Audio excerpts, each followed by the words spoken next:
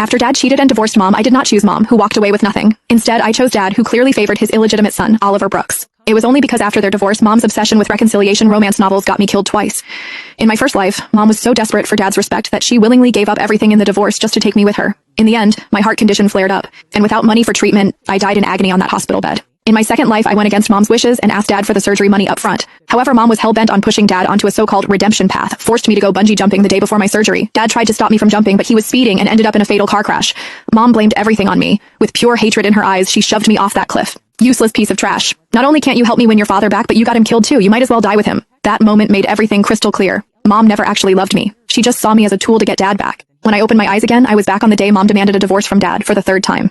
Connor Lawson, since Aaron is back from overseas, I'll give you what you've always wanted. Let's get divorced. We can go to the courthouse tomorrow. Just like in my previous life, my mom did not give my dad any chance to explain. She boldly slammed the divorce papers in front of him. She had threatened divorce countless times because of his first love, Aaron Brooks. Every single time he would apologize and give in. However, this time, emotionally and physically exhausted, my dad did not back down. Instead, he picked the pen up and decisively signed his name. He said, "Audrey Green, as you wish." When she heard his words, my mom was furious. Even so, she stubbornly declared, "I don't care about the Lawson family's wealth. As long as you give me Sienna, I'll walk away with nothing." My dad frowned, then turned his eyes toward me. "Sienna, your mom and I are getting divorced. Who do you want to live with?" Suddenly being called out by my name, I saw the hopeful looks in both my parents' eyes and realized I had been reborn again. During my first life, when my parents got divorced, my mom had brainwashed me to prove she was the person who loved me most in this world. She would say, "Sienna, if you pick your dad, he'll remarry. Once there's a stepmother, he'll become a stranger. You'll end up bullied by that awful woman. Only I love you the most. As long as you stay with me, he'll eventually beg me to come back." To help them reconcile, I chose my mom without hesitation. However, she was completely poisoned by those win-him-back romance novels. Determined to play the role of the strong heroine my dad would regret losing, she insisted on walking away with nothing. Without money or a job, she dragged me through days where we never knew where our next meal would come from.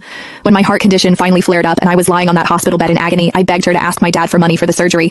Yet, she lashed out at me instead, furious. "We're divorced. We may be poor, but we still have pride. How did I give birth to such a useless child? You want me to sell my dignity and self-respect for some money?" In the end, I died in excruciating pain on that hospital bed. Pathetically, even in death, I believed every word my mom had said. So, in my second life, I still chose my mom. Nonetheless, I was more careful this time. I secretly asked my dad ahead of time for the money for my surgery and our living expenses. My mom cursed and criticized me for being greedy, but she still pocketed the bank card my dad had given us. What I did not expect was that the day before my heart transplant surgery, she suddenly learned that my dad was attending a parent-teacher conference for Aaron's son, Oliver Brooks. Consumed with jealousy, she started brainwashing me again. "Sienna, whether your dad and I can get back together depends entirely on your performance this time."